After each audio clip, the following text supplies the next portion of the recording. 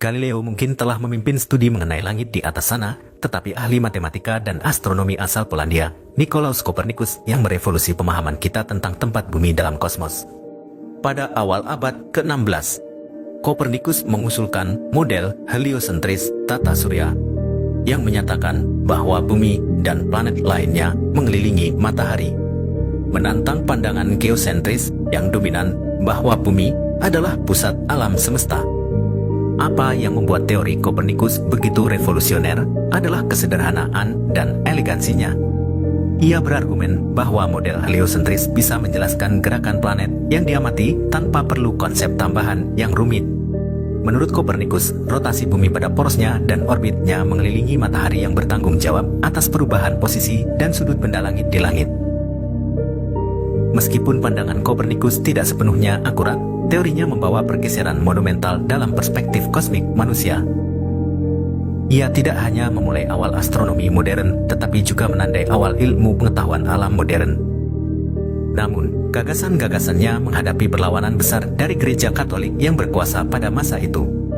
Karya Copernicus on the Revolutions of the Celestial Spheres bahkan dimasukkan dalam daftar buku terlarang gereja, disebut sebagai ajaran sesat.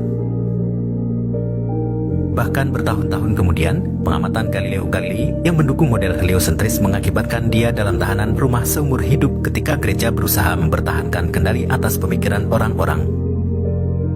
Namun, karena manusia terus menjelajahi pencarian kebenaran objektif, pemahaman yang lebih mendalam tentang gerakan bumi muncul.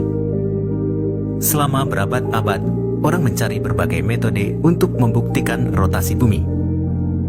Barulah pada abad ke-19, fisikawan Prancis Leon Foucault dengan membangun pada prinsip-prinsip Copernicus menyusun sebuah eksperimen terkenal. Dikenal sebagai bandul Foucault, ini terdiri dari sebuah benda berat 28 kg yang berayun dari kabel baja 67 meter di bawah kubah pantauan di Paris. Di bawahnya terdapat sebuah bak pasir selebar 6 meter. Saat bandul berayun, ia meninggalkan jejak di permukaan bak pasir. Untuk kekaguman semua orang, dengan setiap ayunan, orientasi jalur tampak bergeser searah jarum jam sekitar 3 mm. Seiring berjalannya waktu, hal ini menciptakan pola yang menyerupai kelopak bunga, sehingga eksperimen ini disebut sebagai eksperimen fisika yang paling indah. Jadi, bagaimana bandul Foucault membuktikan rotasi bumi? Menurut hukum pertama Newton tentang gerak, benda yang dalam gerakan akan tetap dalam gerakan kecuali ada gaya eksternal yang bekerja padanya. Kunci keberhasilan adalah membangun bandul sebagai kerangka referensi terpisah dari bumi yang pada dasarnya menahan rotasi bumi. Ini berarti bahwa bidang ayunan bandul tidak akan bergeser.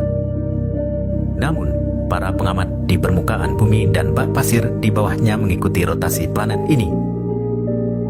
Intinya, apa yang tampak sebagai pergeseran dalam bidang bandul sebenarnya adalah rotasi bumi.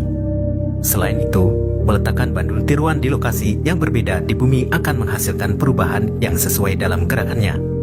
Di belahan bumi bagian utara, bidang ayunan akan tampak bergeser searah jarum jam, sementara di belahan bumi bagian selatan akan tampak bergeser berlawanan arah jarum jam.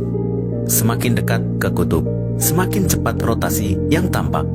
Eksperimen sederhana namun elegan ini memecahkan masalah yang membingungkan umat manusia selama berabad-abad.